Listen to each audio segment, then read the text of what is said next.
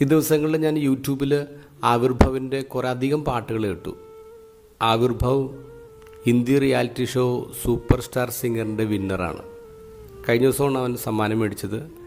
ഇടുക്കിക്കാരൻ പയ്യനാണ്, 7 വയസ്സേ ഉള്ളൂ. അവൻ്റെ പാട്ട് കേൾക്കുമ്പോൾ നമ്മൾ ശരിക്കും അത്ഭുതപ്പെടും. കാരണം അവന് ഹിന്ദി അറിയില്ല, അവന് രാഗങ്ങൾ അറിയില്ല. പക്ഷെ അവൻ ഓരോ പാട്ടും ഡെലിവറി ചെയ്യുമ്പോൾ നമ്മളിങ്ങനെ അത്ഭുതപ്പെട്ടു എന്ന് പോകും. അവൻ്റെ ഒരു ഇൻ്റർവ്യൂ കണ്ടു. അവൻ്റെ അമ്മയുണ്ട്, അവൻ്റെ ചേച്ചിയുണ്ട് കൂടെ. അപ്പോൾ ഇൻ്റർവ്യൂ ചെയ്ത ആൾ പറയുന്നുണ്ട്, അമ്മയോട് പറയുന്നുണ്ട്, നിങ്ങളെ സമ്മതിക്കണം. അപ്പോൾ അവർ പറയുന്നുണ്ട്, അതിന് ഞാൻ വലിയ പാട്ടുകാരിയൊന്നുമല്ല, ഞാൻ പാട്ടൊന്നും പാടില്ല. പിന്നെ 2 മക്കൾ നല്ല പാട്ടുകാരാണ്, അവർക്ക് ദൈവം കൊടുത്ത കഴിവാണ്, ഞാനത് വളർത്തിയെന്നേ ഉള്ളൂ, അവർക്ക് അവസരം കൊടുത്തു എന്നേ ഉള്ളൂ.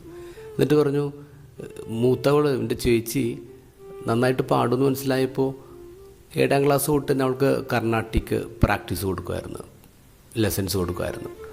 അപ്പോൾ എൻ്റെ വയറ്റിൽ നിന്ന് തന്നെ ഈ ആവിർഭവം അത് കേട്ടാ വളർന്നു വന്നേ എന്ന് പറഞ്ഞു.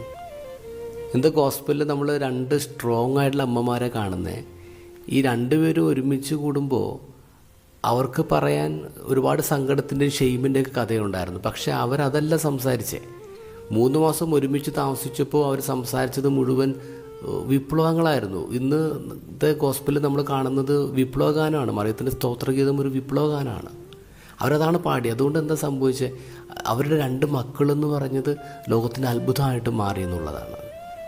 ഒരു കാര്യം ആലോചിച്ച് നോക്കിയേ, ദൈവം തൻ്റെ അജണ്ട ആദ്യമായിട്ട് റിവീൽ ചെയ്തത് അതൊരു വീട്ടിലാണ്, അതൊരു അടുക്കളയിലാണ്, അത് 2 സ്ത്രീകളുടെ ഇടയിലാണെന്ന് പറയുമ്പോൾ അത് നമുക്ക് നൽകുന്ന പ്രതീക്ഷ ചില്ലറയൊന്നുമല്ല.